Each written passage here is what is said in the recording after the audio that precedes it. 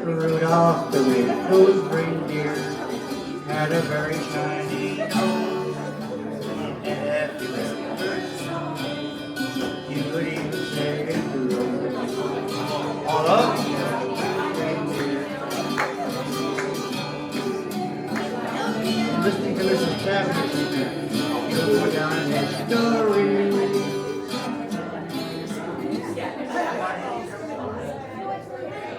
We'll put one for you.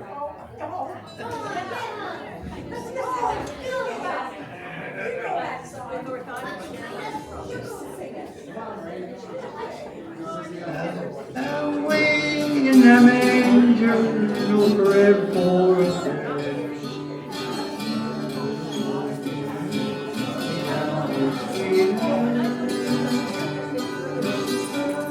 Never I thought, look down from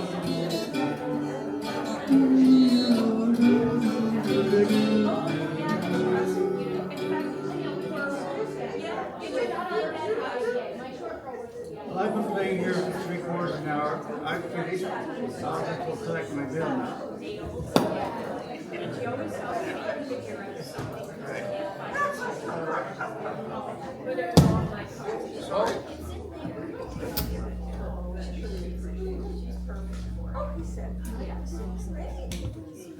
Got it.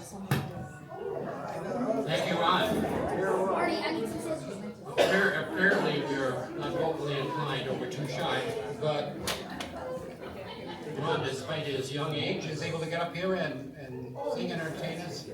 The only reason I do is because he asked me, and I happen to have been his teacher.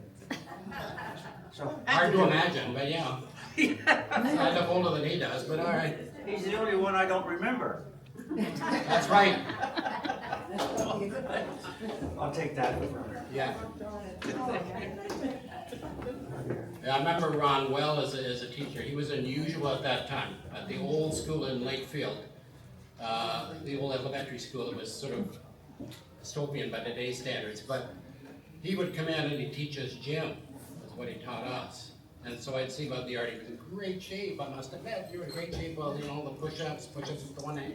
Yeah, I used to be able to walk across the gym in my hands. So we were in awe of him. I was in grade 3. I forgot my feet was in it. And at that time, it was very popular. They got these super balls that came out. And super balls were a hard rubber ball. You could throw them on the ground. They bounce 3 times higher than your head. And so I showed it to him. He says, "Can I see it?" He grabs it from me. It's out at recess. He says, "I want to see it." And he throws it into the sky as high as he could. And just at that time, there must have been some sort of mist going over. But the ball disappears into the mist. And me being in grade 3, we're looking up, we thought, my gosh, he's thrown it into the clouds. And it stayed gone for a few seconds anyway. Then the bell rang and the ball was still up there. I had to go in, they're calling me. Finally the ball comes down, bounces about 40 feet in the air. I caught it on the 3rd bounce. But I always remember that magical moment when he was able to throw the ball into the heavens. I knew I had taught him how to exaggerate. I'm going down with my wife. So welcome to our meeting. And this will be our last meeting, of course, before March, because we don't meet in the wintertime for environmental reasons and sanity reasons. But thank you for coming. It's our Christmas celebration, a celebration of memories. And Michael, my boy, you're emceeing this as I recall. Yes? Yeah, are you doing the land acknowledgement? I will do the land acknowledgement, sure. And then I'll leave it to you. For land acknowledgement, we respectfully acknowledge that the former village of Lakewood, now part of the township of Selwyn, is situated on Treaty 20 Michi-Sagaig territory and within the traditional territories of the Michi-Sagaig and Chippewa nations, collectively known as the Williams Treaties First Nations. Lakefield District Historical Society respectfully acknowledges that the Williams Treaties First Nations are the stewards and caretakers of these lands and waters, and that they continue to maintain this responsibility to ensure their health and integrity for generations to come. And with that, I'll turn it over to Mr. Barrett.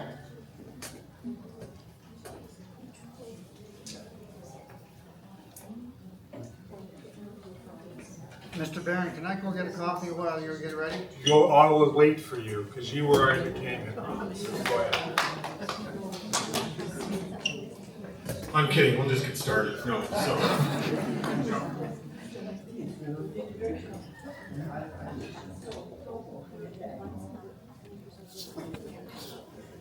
Anybody know what car this is? No, you borrowed, I already told you. My ugly Christmas sweater. So, anyway, there's a prize in it if you know what it is. So, but anyway, close. It's in the same family as a gremlin. Did you say pacer? I said pacer. Oh, then you are correct, sir. You get the prize. You can have a cookie off the cookie. Okay, but anyway, welcome to tonight to sharing stories tonight of Christmas past. When the executive gets together and we start to plan our events, we thought, you know what? There's a lot of traditions in this, in our own families and in this town. You know, and history is not just always a textbook. Sometimes it's the oral history that we can partake in, and being able to tell the stories and the memories that we have of what Christmas was and what it was like when we were growing up. So I did ask for some volunteers, and some people have kindly volunteered to be able to come forward tonight. So I have a list that I'm going to kind of work through. But just as a reminder, as you know, the Lakefield District Historical Society have flown in the Santa Claus Parade, and we were giving out tickets for two gift baskets, two $50 gift certificates from Cheesy Fromage. Cheesy Fromage has been a phenomenal supporter of ours. We always are allowed to use the back part of their store to be able to set up a historical display. We thought it would be very nice to be able to connect back to Tanya's store. So unfortunately, or fortunately, no one claimed the tickets. So tonight, as part of the 50-50, there's actually going to be 4 draws tonight. One is for the 50-50 draw. One is for a poinsettia that my favorite girl in the whole of Lakefield, Maureen, brought tonight. And we are going to be able to do the 2 draws for the 2 $50 gift certificates from Cheesy Fromage as well. So if you haven't had the opportunity to buy 50-50 tickets, this is the night to be able to do it as well. So as we said, we thought it would be nice to be able to share stories from the village on people's memories of Christmas. So we are going to start, first of all, with none other than the president of Probus, Christine Wild. She's going to be our first. And Christine, it's best to be first because you're being compared to nobody. So you're the best. So welcome. Thank you. I'm not going to tell the story that I said I was going to tell you.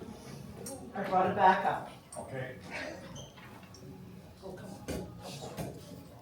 I thought Michael was just joking when he said you could talk about a Christmas memory. But the last week or so, I've been going through, our family started years ago a Christmas album. And every Christmas, whenever pictures are taken of our family, both sides, go into this Christmas album. And I pulled it out to make room for some decorations that I was doing. And I came across a couple of notes that my dad always made when we made trips to Prince Edward Island. My dad was from Prince Edward Island, my mother was from Kingston, and our background is from the northern tip of Scotland. I have my grandfather's journals going all the way back to 1929 from business, and also the pricing of what he got for potatoes. He was one of the largest farmers in PEI with potato fields. And also for furs.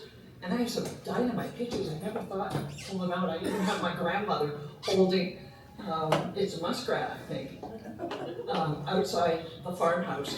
But anyways, this was a little notebook that I came across, what it cost for gifts. Christmas 1959, when my parents went to PEI, and there was only 3 of us born at that time in my family. My sweater cost $2.49. Skates were $3. A doll was $3.98. And I think this was clothes for the doll. It was $1.58. So my parents spent $10.85 on my gifts for me in 1959. To them, I'm sure that was very expensive. But my brother John, who's 2 years younger than I am, he got a truck for $3.98, a gun for $2.98. He got skates for $3. My youngest brother got a Jeep for $2.98. His gun also cost $2.98. So my 2 brothers, that total came to $15.92. My sister wasn't born until 1960. Suitcases were $2.96. Let me see, something about home, I don't know what this was for, $10.33. And my mother got a new girdle for $8. So the expense in PEI for that trip, we always went either at Christmas time or in the summer, was $48.06.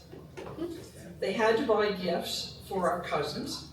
Eric's truck was $2.37. Kathy, and many of you have heard me talk about my cousin Kathy. Her doll also was $2.98. And Daryl got a pet dog, must have been a stuffed dog, for $2.98. Hankies were $2. So for that family, was $10.33. Let me see, my mom got a new coat. That was very expensive, that was $40. My dad got a coat for $10. Now my dad was 6'1", so I don't imagine that it was a full-length coat. It was probably a short jacket. And then I guess my dad must have split with his other, he came from siblings of 5 brothers and a sister. The share for a TV for the home was $43. So that's what they spent. So that was expensive at that time. I can remember my parents always, and we've all heard this story, have done without to make sure that the kids were given toys. And one thing I can remember, especially for my mother, regardless of how expensive it was, we had good walking shoes when we were kids, not clogs or whatever. You know, it was good walking shoes to fit your foot. So that's my little story for a memory from back in 1959 in PEI. Thank you. Thank you, Christine. You're welcome, Michael.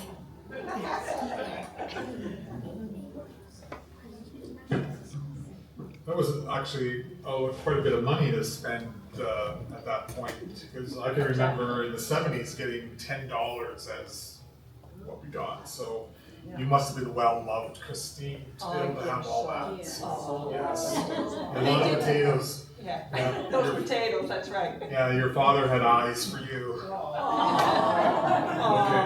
best I can do on short notice. Anyway, the next individual, they're going to come up here, and I know she's going to argue with me for about 7 minutes that she needs more than 7 minutes to talk. I wonder who that could be. I have a long arm, I'm gonna pull it. Yeah, none other than our Sandy McCracken. So, who always has a story to tell, but you are limited to 7 minutes, my Sandy. Well, you should know I'm very disappointed with her because I asked her to, I know her well because I taught her kid and she would not sing with me up there. She would not. No? No, because my teacher said I sang on the phone. She said she was an OT, Yeah. I'm going to put on the chair here for you. off tuner. Now, Oh, that's good. All right. First of all, I'm an only child, and so it gets pretty lonely now and then when you don't have any siblings. And when I was 5 years old, my Grandma and Grandpa McCracken had a house, which is the greenhouse going in the back way to Foodland that you see on the left.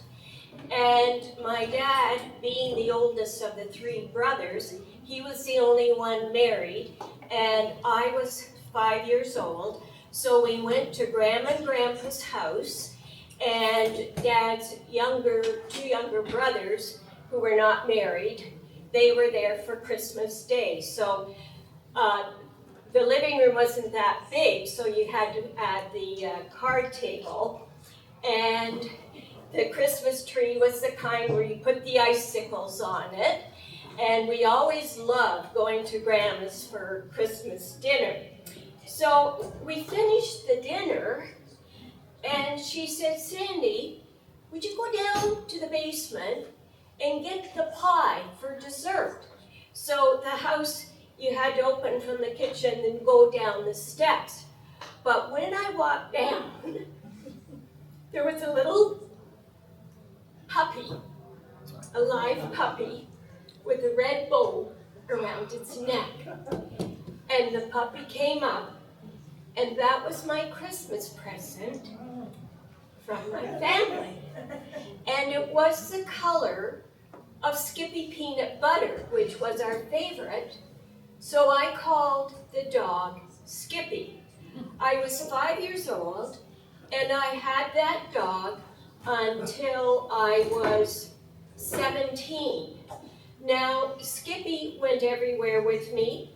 I'd put her in the doll carriage, take her around, and then later I'd put her in the basket of the bicycle. But the one thing, and I have the pictures here, was one year I got a beautiful doll. In fact, Diane saw the beautiful doll, and it was the one that they started to walk, and they had beautiful clothes. But I took the beautiful clothes off and dressed Skippy in it. And those clothes never looked the same again.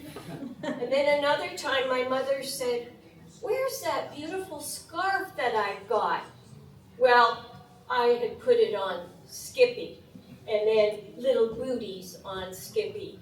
And that dog has meant the world to me.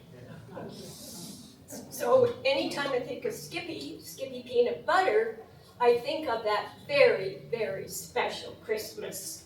And I've got pictures of Skippy with my mother's scarf, and then with the doll's clothes with the little booties, and then under the Christmas tree with all the icicles on it. And that's under 7 minutes.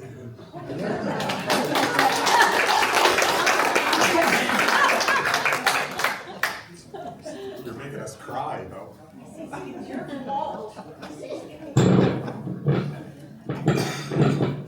Well, thank you for that, Sandy.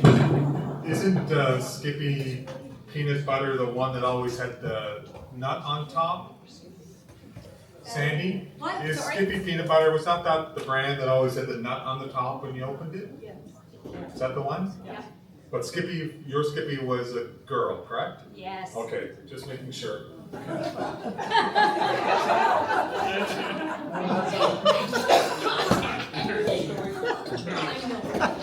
Excellent. That's fantastic. Thank you very much, Sandy, for sharing that. So the next individual I have up is Sharon Clancy. There you are. You remembered my name? Yes.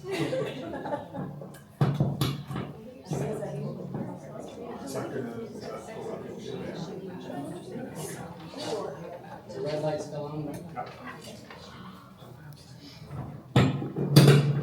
Okay. Good evening, I'm Sharon Jewel Clancy, 4th generation Lakefield. Every year my Christmas started in early November. Before my dad went on the hunt, he would go out to the country and bring us home a balsam tree. Had to be balsam for the wonderful smell. We would decorate it on Christmas with Grandma and Grandpa Jewel. I had a very magical childhood, spending all my Christmases with my mom's family in St. Mary's near Stratford. To make this journey possible, my mom wrote the teacher to ask for me to leave school early. I was in grade 1 with Miss Elsie Kidd. If any of you are Lakefield people, we all had her. She wrote back, and I would like to read her note. My mom had kept it in my photograph album. Lakefield, Ontario, December 20th, 49. Dear Mrs. Jewell, it will be quite all right for Sharon to go for her holiday. I have enjoyed having Sharon in my room. She is a dear. Merry Christmas, Elsie I. Kidd. I was thrilled to have her tell me that because we all adored her. I could never sleep the night before the trip. Too excited. And then at 4 o'clock, in the morning, Dad would drive us to Peterborough Station to catch the CNR train. As the platform begins to shake, a huge locomotive comes rolling in, lots of steam and noise. I bury my face in my mom's fur coat and cling to her. We ride to Toronto Union Station, where a porter takes our luggage to the enormous rotunda, where it is rechecked on a CPR train. That will take us to St. Mary's on its way to Sarnia. Having to go from CNR to CPR creates a long layover.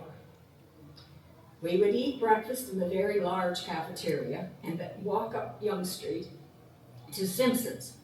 One whole floor was toilet. Decorated forest with a train track winding through with real live elves. I ride through the enchanted forest and arrive at the end of the line only to find Santa. I get to sit on his knee and tell him I've been good and what my wishes are for Christmas. Then back to Union Station, on to St. Mary's. Seeing the station and the huge water tower emblazoned with St. Mary's on it is exciting, but the big thrill is seeing my grandma and Grandpa May on the platform. Their house and big department store my grandpa owns are all decorated for Christmas, and there's much shopping and baking to be done. On Sundays, when the store was closed, my cousins and I would go there and play store. This was way before self-serve, so there were long glass cabinets filled with merchandise, and a sales lady stood behind each department to help you. There was a woman's side with its own entrance, with lingerie, gloves, purses, materials, patterns, you name it, threads, wool, and then through an arch or on its own outside entrance was the menswear, and anything you can imagine was there. At the back of the women's wear was a room with drapery materials which could be chosen and sewn on big machines to fill orders for drapes and curtains. A very large winding staircase went to the upper floor where there were women's dresses and coats, dressing rooms, and a millinery department. You could have a hat created or buy one from the display. Fun to try on. The other side upstairs was flooring of all kinds, and after purchasing, you could arrange installation. There were no cash registers in this store. Well, that sounds strange, doesn't it? Grandpa May had constructed a vacuum system in the basement. So the sales lady in each department would place the sales slip and your money in a tube, duly marked, twisted it closed, dropped it in the chute, where it went directly to the office, where two secretaries would make change and send it back with money and receipt to the sales lady. This is great fun. Remember, we're playing, as you can imagine. Then back to the house for eating and wrapping. Dad joins us on Christmas Eve, as well as cousins and friends. Up early Christmas morning and off to church at the top of the big hill where I was baptized, and Grandpa is in the very large choir. This is followed by a great deal of food and opening of stockings and gifts. Grandpa shipped all my many presents by train back to the Lakefield station. Mr. Stabler would deliver them to our house by horse and wagon. also exciting. Just a side story. My favorite TV show is Murdoch Mysteries. Maybe some of you have watched it. A storyline one night told of the police inspector having a daughter who lived in St. Mary's. And there in the shot was a picture of the station and the huge water tower, which has now been designated a heritage site. I could not believe it.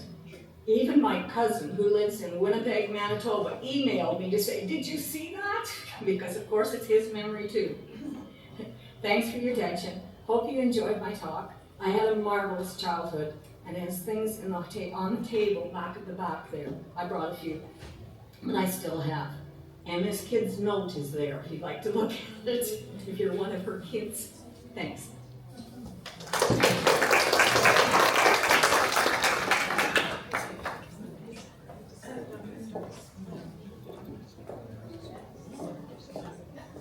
Thank you very much, Sharon, and I think you do win the award for the classiest dressed present here tonight as well. In your red and white ensemble, so you put me to shame. So appreciate that and sharing your memories, and thank you very much for bringing your things in so we can look at that, the notes as well. The next individual up is going to be Mike Chappell, but Sandy, just let you know, we were sharing memories before, and he said that one of the greatest gifts that he remembers is visiting you when you stood behind the counter in the hardware store and you were wearing your hot pants, and he would ask you to go up the step ladder to grab something. And now look, I didn't make this up. Oh, yeah. Mike was telling me this before we started, so. I'm so young, I don't even know what hot pants are. Anyway, speaking of hot pants, Mike, you're up next.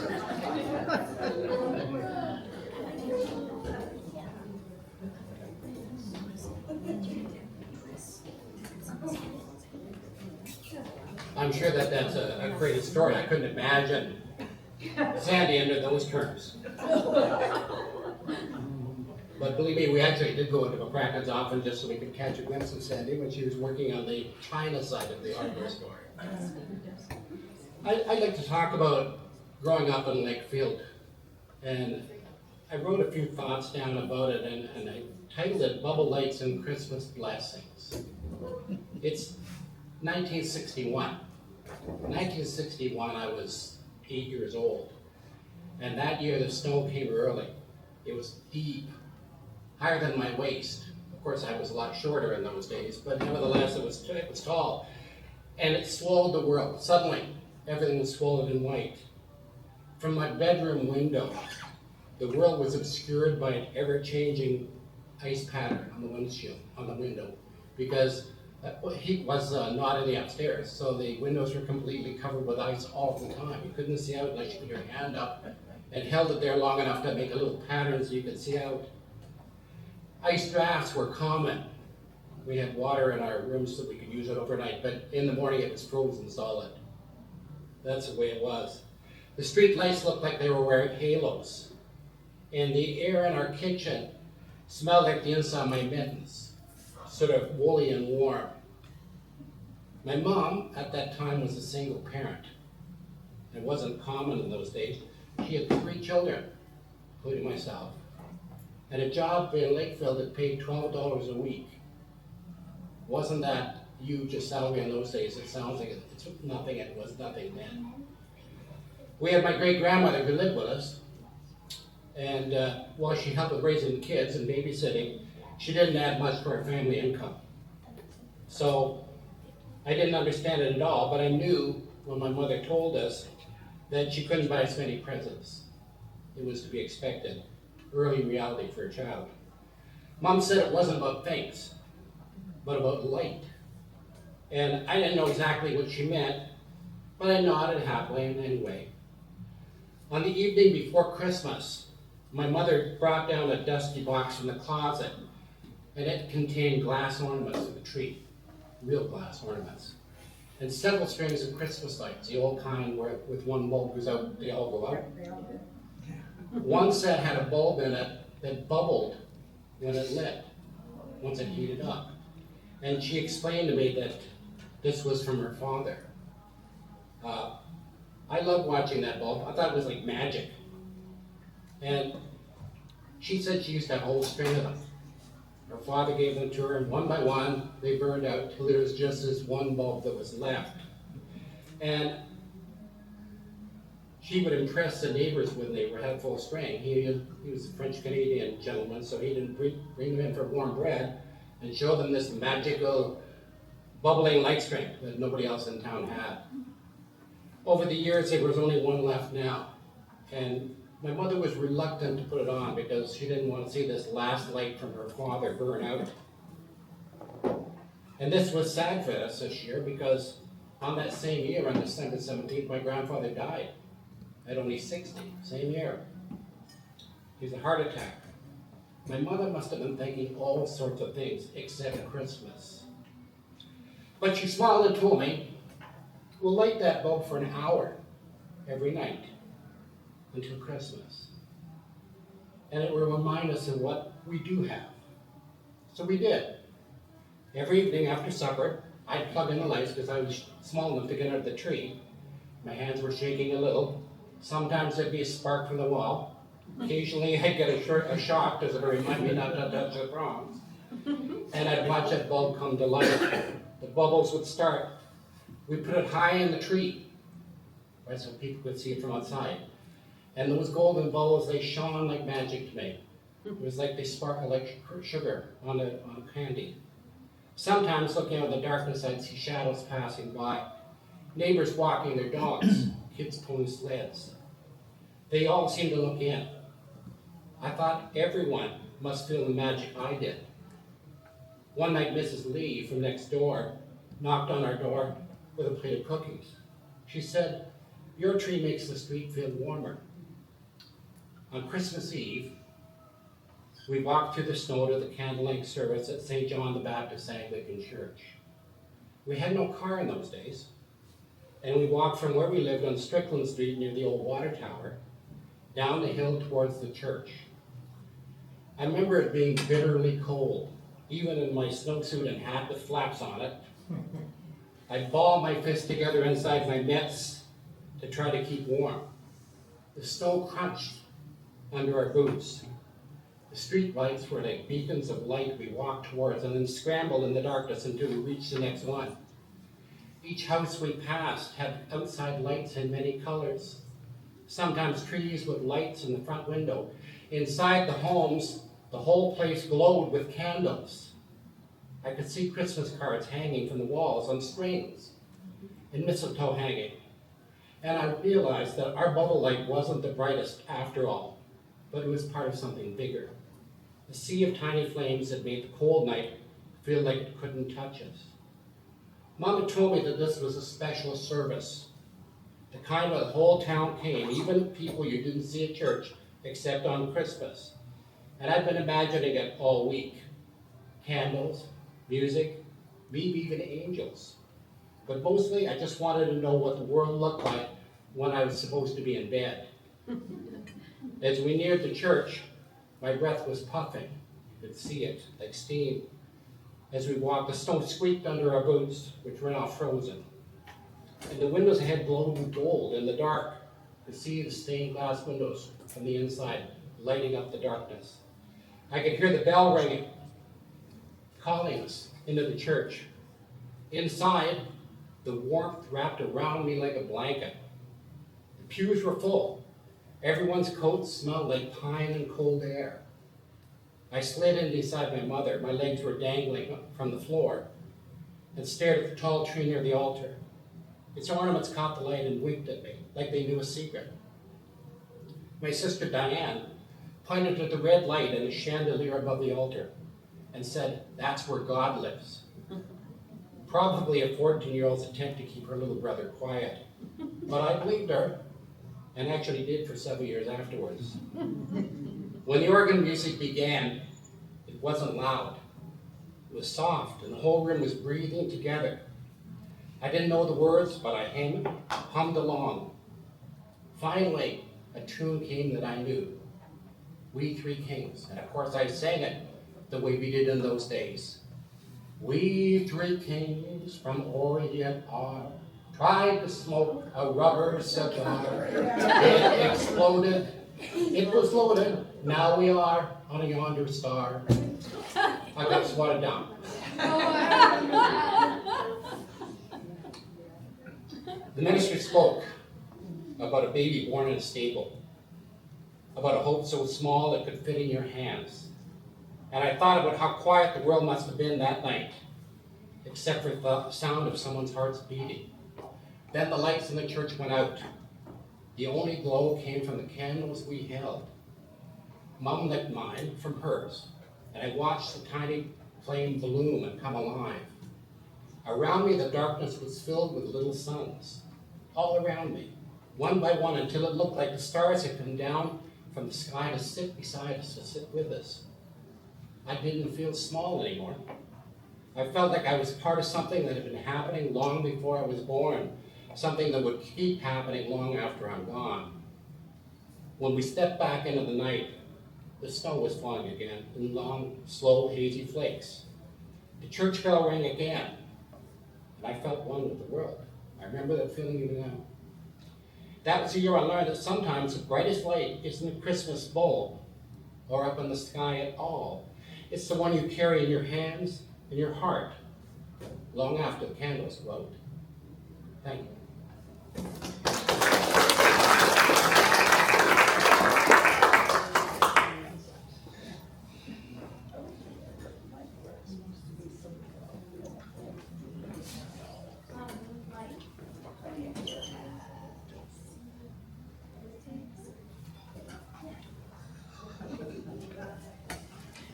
Thank you very much for that, Mike. Like I keep telling you, Mike, I'm waiting for your book. Because I think that you are a master storyteller for sure.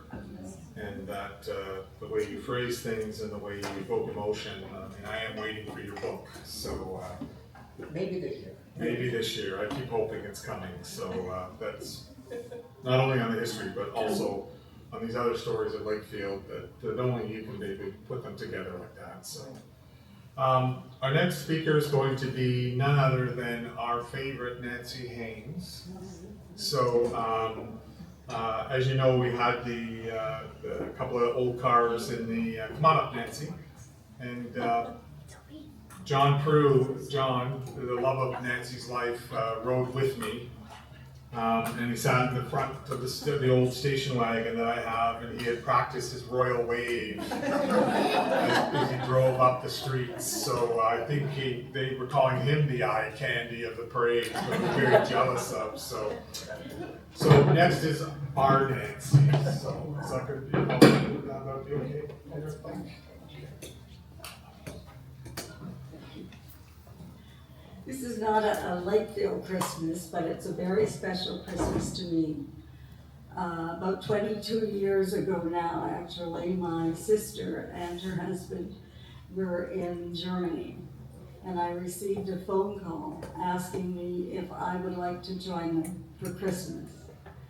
And I couldn't turn it down, of course, so I met them in Frankfurt, Germany, and while there, after we spent a few days in Frankfurt, we traveled to Nuremberg, and actually we were able to, our hotel was very close to where the Nuremberg trials took place, so we toured that building and museum for an afternoon. And what really impressed me about Nuremberg was the Christmas markets. They were just fabulous. And we spent a couple of days there, and then we traveled to Berlin. And there again, there were more markets, but especially we saw what part of the Berlin Wall had been left, and there were a few hundred white crosses with a red rose or red flower on each of them, which was really something and very moving to see. And after that, we had, they had said they had made arrangements. We were going to spend Christmas in Vienna. And it was a beautiful city, and there again, the markets were absolutely fabulous. And on Christmas Eve, we went to a large cathedral, and there were a few hundred people there. There were 50 cardinals from various parts of the country, and they were all in their red robes, of course. And while sitting in front of us was a mother and father and a little girl who seemed to be probably around 4 years old, and she was wearing a white fur coat and a white fur hat. And of course there were candles all around the church. And I was trying to suppress sneezes. And I really wasn't able to do that. And I started sneezing. And every time I sneezed, this little girl turned around and sneezed. And I couldn't get stopped 7 or 8 times, but also she had a leash in her hand, and it was a small white dog. And not only would she sneeze, and the dog would turn around and give a little and I thought I was going to have to leave. However, after about 7 or 8 sneezes, I got things under control. But it was the most beautiful Christmas Eve service that I could ever remember experiencing. And as we came out of the cathedral, there was not too far, just across the street, across from the church, there was this jet black horse, and he was pulling a black carriage. And unknown to my sister and I, her husband had rented this horse and carriage so we could have a tour of Vienna at night on Christmas Eve. And it was just a wonderful experience. And every Christmas now, I've had wonderful family experiences, but this was so different. And every Christmas since then, I remember that and the fun time we have had. My sister had actually purchased a tree about 3 or 4 feet tall, and Wayne and I went out to bring our Christmas dinner back, which we had ordered. So when we came back, my sister had decorated the tree with candles that were burning on the tree. I was a little leery that maybe we might start a fire in the hotel with this tree, but we sat around this Christmas tree and had our Christmas dinner. But it was just a wonderful experience for me to be able to spend Christmas with them and to certainly have such a fun time in Germany and in Vienna. Anyway, Merry Christmas to everyone.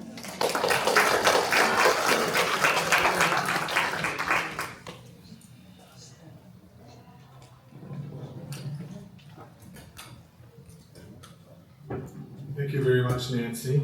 And if I'm waiting for Mike's book, I'm waiting for Nancy and John's Hallmark movie. Because if you don't know the romance story of the two of them reconnecting later on in life, when they were telling me the story the one time, I said, this is one of those movies that my wife would watch, that I go upstairs when the Hallmark channel comes on. But it's definitely a Hallmark story. So thank you very much for coming out and for sharing with us, Nancy. It's always great to see you, and King John as well. So, next, we're going to have Jackie's going to, yes, Jackie, I said you're on my list. So you're going to come and share your story about your Christmas that just went round and round and round. So.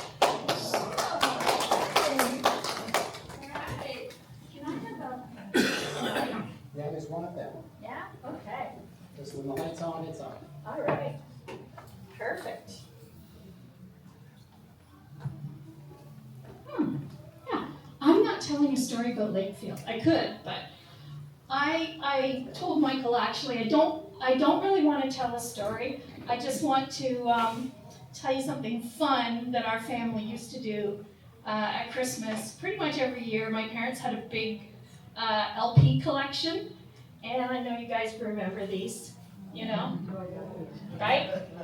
So my parents had like literally thousands of LPs, and so at Christmas, it was always a big thing in our house. Usually my dad would buy a new LP, and my dad was French, so he usually had some really groaner LPs, like Maurice Chevalier. You know, we made them into planters when he was away. However, whoops.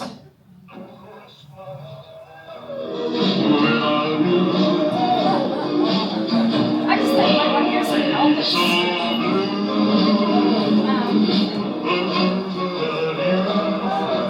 I'm playing this for Michael because he hates Elvis. Anyway, I just wanted to point out that this little baby was made in Canada. And I don't know how much my parents paid for it, but the whole thing was made in Canada and sold at Eaton's. And I guess you guys all remember what Eaton's looked like at Christmas, because that was always a trip, right? To go down and see all the happenings down there. Anyway, this is what my parents used to buy, the family, and we would play all of the albums late and dance, just for the fun of it. Anyway, that's my story. The dances. Oh. Wait. I'll turn it off. Unless you want to hear Elvis.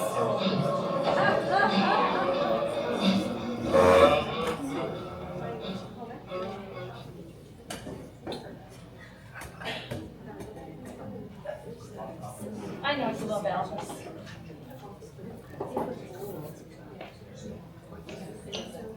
Thanks, Jack. Elvis and I weren't on speaking terms, so.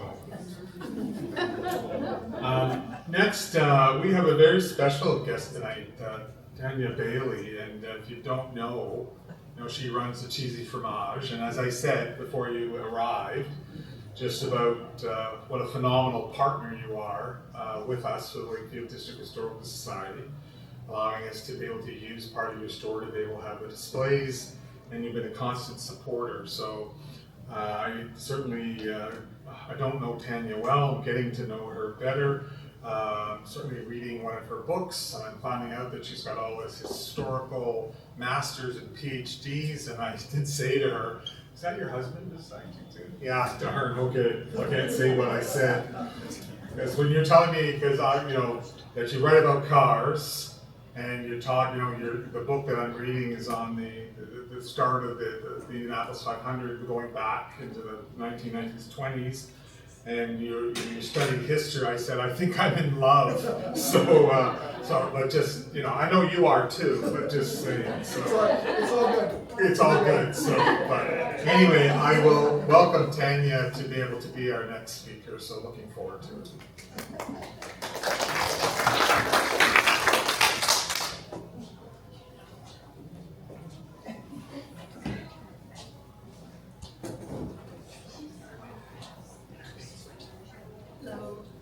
Well, my Christmas story is not actually about history or cars.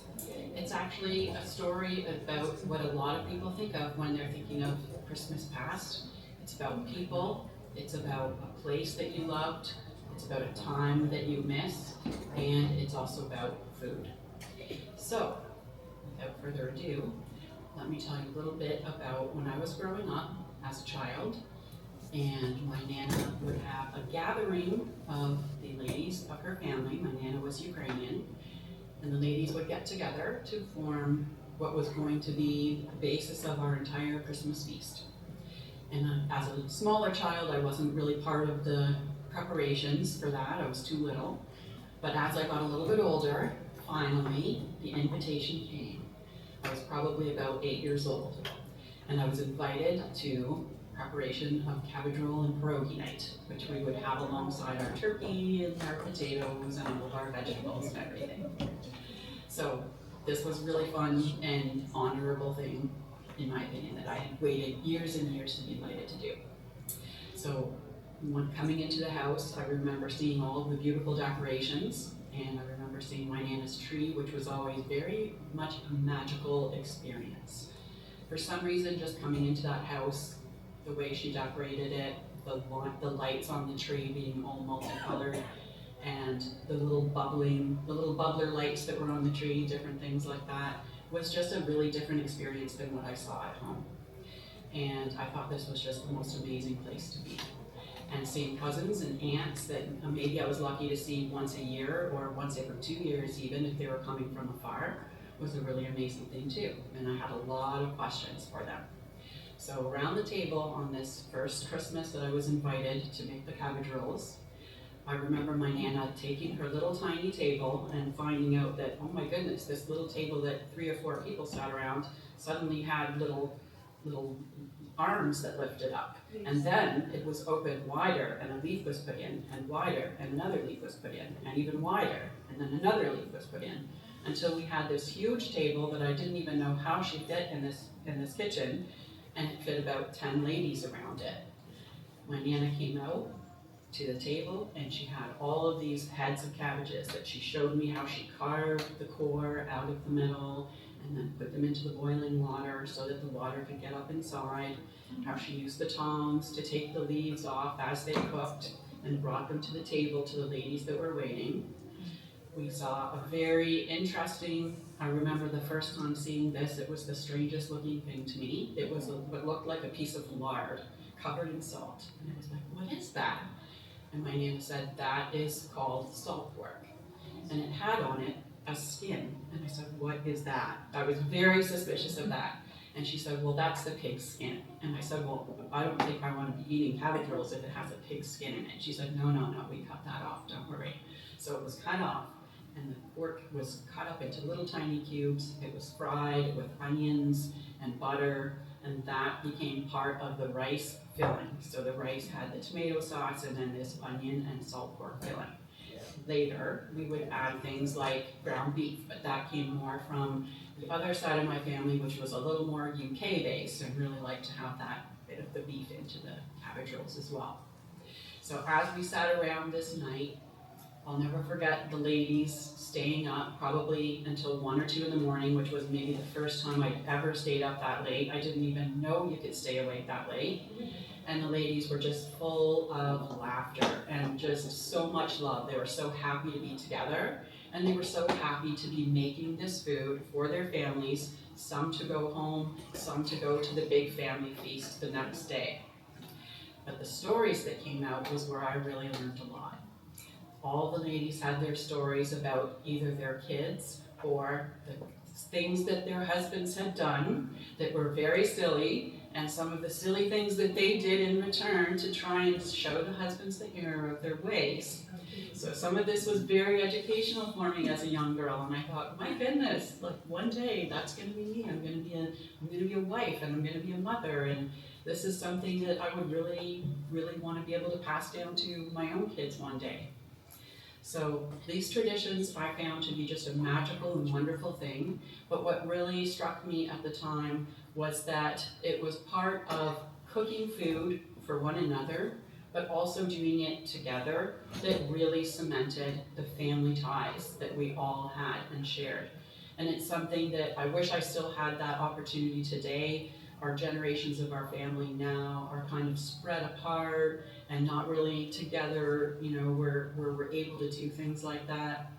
But it's a wonderful thing and had been something I had been thinking about prior to Michael inviting me to speak tonight.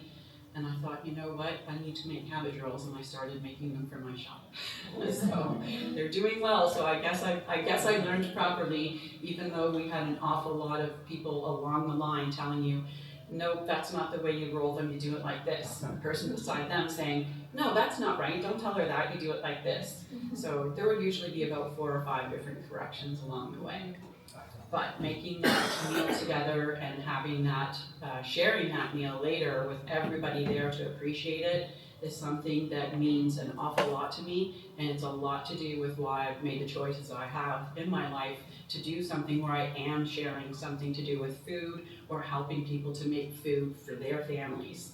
So that's my Christmas memory and very meaningful to me. Thank you.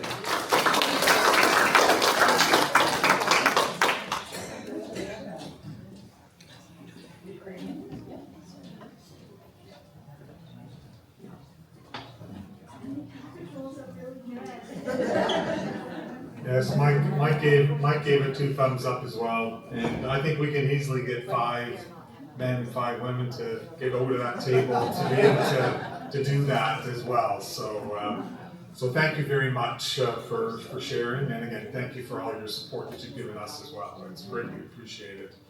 Next we have Dan Armstrong. I'll bring the microphone to you. He's going to stay where he's seated, and I'm not sure you're the grandson that brought him tonight. You're your son. You're a good son to bring your dad out tonight. So, and your name is Dan. Matthew. Okay. All right. So here you go, Dan. What I remember growing up in Lakefield is each church would have a Christmas concert, and the rural schools would have their own school concert. And I think we owe a great debt of gratitude to the late Pearl Goodall for starting the Santa Claus parade. Pearl was a great volunteer, and she did so much for our village, and I can always remember her at Christmas time. So thank you very much.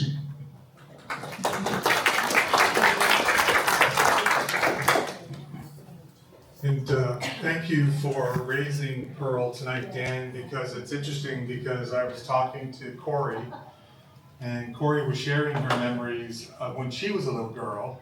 She doesn't like to stand up here at the front, so I'm kind of telling her story a little bit, and she used to come here, and they would always have candy and sit on Santa's knee, and she mentioned Pearl, how she did this, and every single child made sure they had a gift. So they say that your soul is never forgotten if you're remembered. So Pearl's been remembered twice tonight from yourself, and certainly from Corey as well. So I appreciate that being able to share. Can I just add to the same Pearl, when I first started to teach, had to be the most ambitious lady when it come to Victoria Day weekend.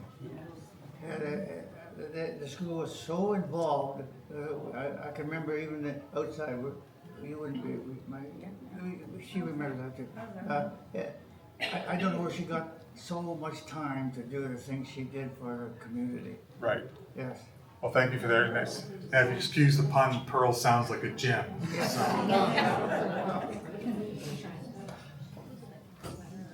Okay, I thought that I would share a memory myself, because there isn't a mic that I don't like. So just go over here.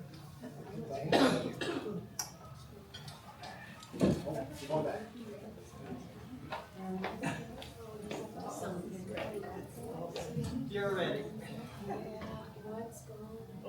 So I am not a Lakefield native, as you know. I grew up in the bowels of Scarborough. So, but unlike those that are fortunate enough to have been born here, I chose Lakefield as where I wanted to be able to retire to. So, but my mom, so I grew up in Scarborough, and my parents were married in March of 1952, and then, as the old story goes, the premature baby came in November of that year, weighing in at 8 pounds. So funny how that was, being 3 months early. But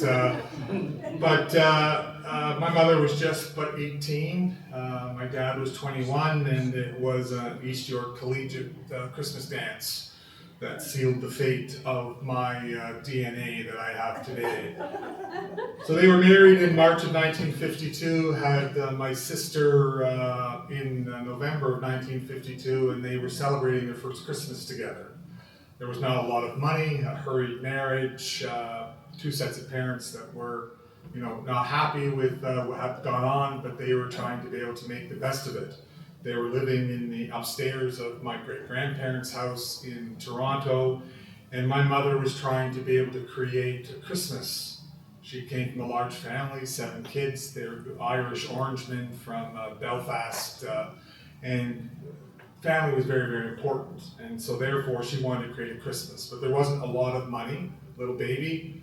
My dad just a journeyman electrician, just trying to make ends meet and living with the great-grandparents who were in Mexico every winter. So my mother walked down to pushing my sister Cheryl in the stroller and went down to the Woolworth store. Now, we remember Woolworth stores. And she purchased her first Christmas decoration, and I have it here tonight. So for 39 cents, she purchased this Santa Claus. This Santa Claus, certainly for me growing up, was, you knew it was Christmas when the Santa Claus came out. In our living room, dividing the living room and dining room in our 1952 built house, a story and a half, Scarborough's full of them. You had a little bookcase that divided the living room and the dining room with these copper pipes that my father had made for the ivy to grow up. So when Santa came out, got put on the bookcase, you knew it was time for Christmas. So all those other elements that came about with that. So for me, this was Christmas. Christmas for us, though, it changed a lot. Because for my mother, this was Christmas. For my father, this was Christmas.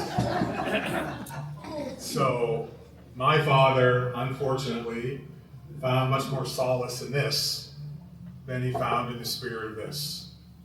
So Christmas for us became horrendous memories. Christmas for us were not happy times. Christmas was where Santa came out, but braidings came out as well. And my father could polish off a T24 in a day and still get in his car and still go out. But for us, it was a different sort of upbringing. But there's a happy ending to this, so don't worry. So I love happy endings. So my father at Christmas would sit in the armchair, he had his lazy boy, and he was a hunter, and he would go into the closet, and he'd pull out his big moose gun, he'd put it across his lap, and he would say, if I hear Santa Claus on the roof, I'm going to shoot the bastard. I remember I was 6 or 7, my brother was younger, still believing fully in Santa Claus and worrying about whether or not he was really going to do that. And he would say, do you go up there? And he would point the moose gun at the roof, and he would threaten that. And so we used to go to bed on Christmas Eve worried about whether or not we would see a bloody red Santa Claus on the front lawn. So my mom used to put this out every year in hope. And my father used to be able to do this, dealing with his own demons and devils. But there is a happy ending. Because prior to him passing away, unfortunately, very young at the age of 60, he decided this was no longer his God. And he set that aside and never drank again. So for the last 9 years, I had an incredible father. I was 30, I wasn't married, so I would have been 23 or 24 when he stopped drinking. He became my friend, we went to auctions together. He was a phenomenal individual. He reveled in the first 3 of my kids when they were born. It was phenomenal. Unfortunately, pancreatic cancer, 3 months and he was gone. When I was cleaning up my mom's house after she passed away, I found tucked away up in the ceiling a full bottle of braidings. I don't know if he ever stuck it there on purpose or whether my mom stuck it there to hide it, but I emptied it and cleaned it because to me this is the Christmas memory. But this, to me, is now my Christmas memory. Because when my mom passed away in 2020, my brothers and sisters asked me, what do you want? What do you want from mom's estate? Didn't get the house, didn't get the cottage, didn't get anything else, but is there anything you want? And I said, I want hope. And my sister said to me, what the heck is that? I said, It's the little red box that's in the bottom drawer of the linen closet that has hope in it. So Christmas is a bit of a mixed bag for me, but since I have 6 kids, now 9 grandkids, it is my desire to always create hope. So when my Santa comes out, my wife knows it's time for hope. It may not be the light, but it's a different light, but it's hope. So this is my favorite. It's never been lit, never will be lit. And I hope that someday one of my 6 kids will take it and will remember it. And remember that it's part of that hope that we have. It's not this, it's this. So, Mike, Mike's going to close for us in his last.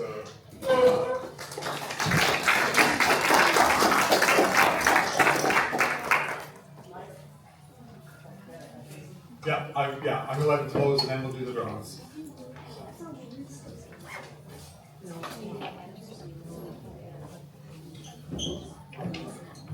Thank you for that story, Michael. It's really amazing what can come out of adversity.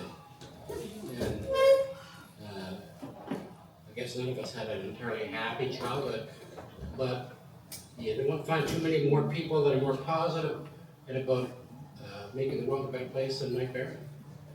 And so out of bad comes good, and we should remember that.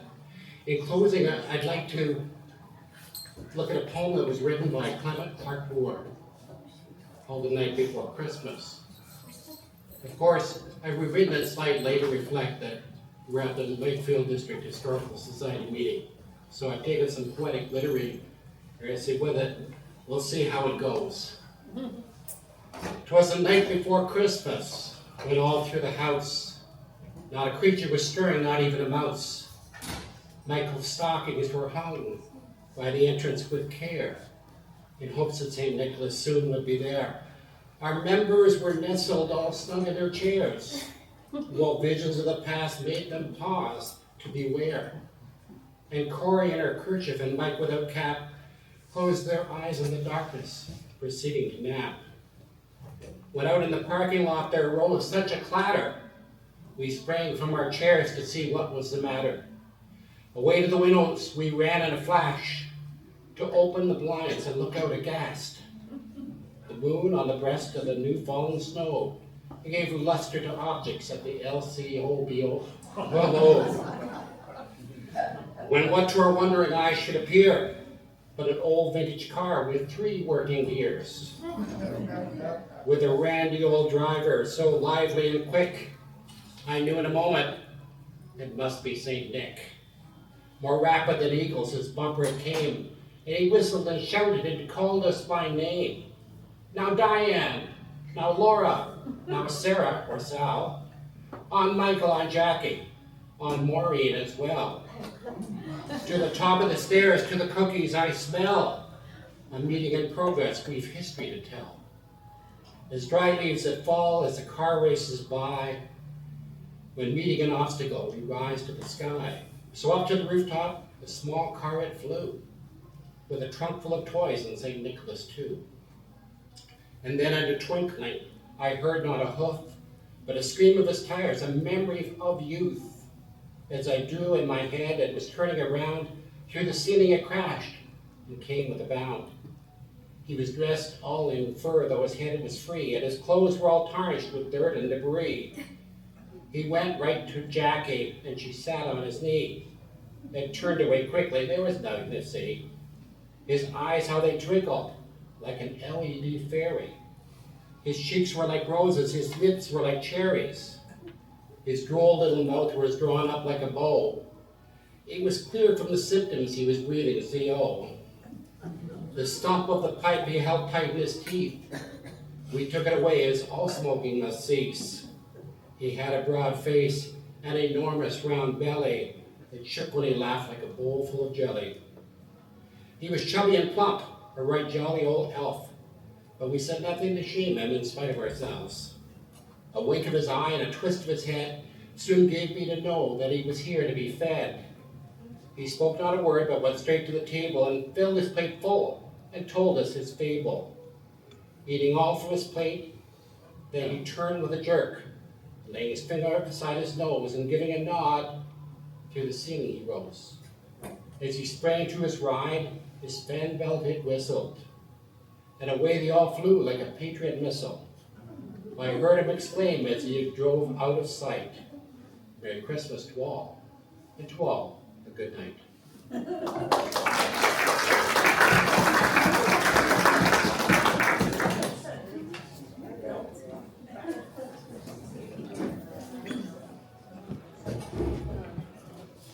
Well, both of Michaels forgot that I had this little present for you guys.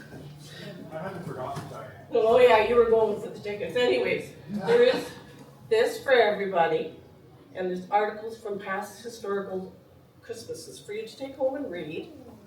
And Marvel Henning is the first one. It's my mother-in-law. Well, then we're related.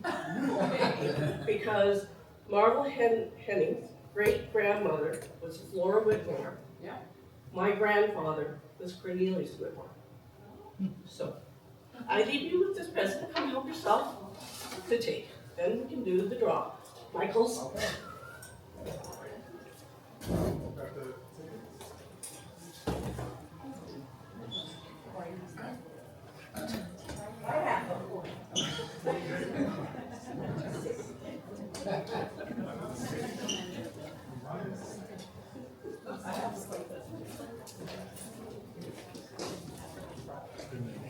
Come on, Diane. Yeah. I'll start the draw. Yeah, please. So the first one will be the poinsettia. Let me read it. The last four numbers are 3296. If you win it, Maureen, you're giving it back. So Which one is this? yeah, great. Here you go.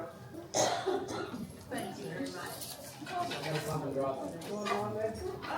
Normally, the winner draws.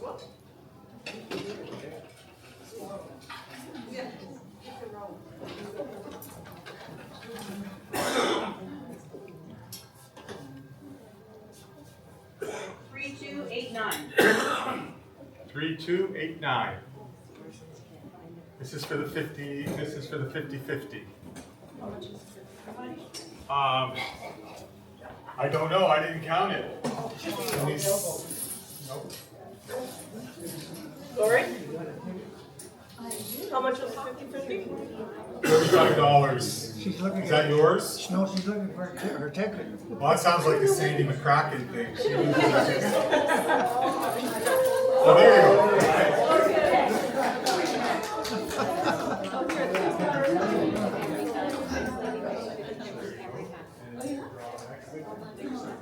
This could be from this table. Okay. Starts with 3. Yeah. 1? Okay. 3313. 3313. Oh, it's okay. All right, and this one is for a $50 gift certificate from Cheesy Fromage.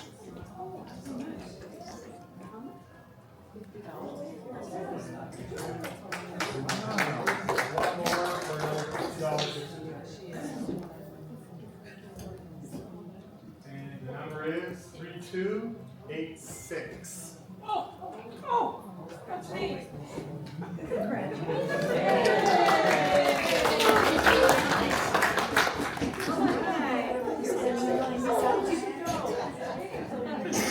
I would say you should be some heroic.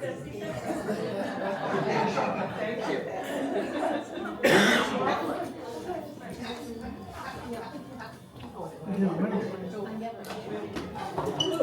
So that concludes our smooth for tonight. I'd just like to be able to give a special thanks to Diane for all the setup that she did and putting all the goodies together, for Corey and for Jackie and for Laura and Mike getting, I'm sure you were part of the setup this afternoon as well.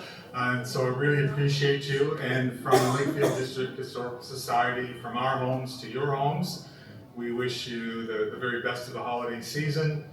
Remember those that need encouragement and hope, And so certainly look forward to being able to see you in the new year as well, and keep track of the Facebook.